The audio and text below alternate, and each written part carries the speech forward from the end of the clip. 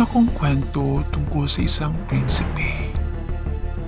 Once upon a time, far far away from the village, there is a prince named Cory. Isang araw habang naglalakbay ang prinsipe, magugulatin pala ang prinsipe habang sa kanyang paglalakbay meron siyang naamoy. Pilit niya itong sinusundan at dinala siya sa isang malaking kaharian. Yun pala ang kaharian ni Prinsesa Dahlia at ang kanyang mga kapatid na si Prinsesa Diamond at si Prinsesa Dali. Hindi niya maisip kung paano siya makakapasok.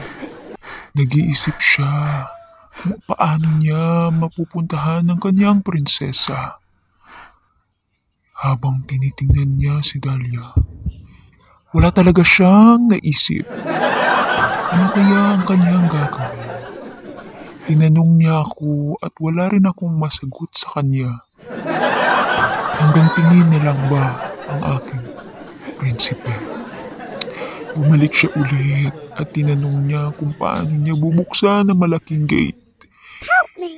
Nahingi ng tulong ang ating prinsesa Dahlia sa ating prinsipe.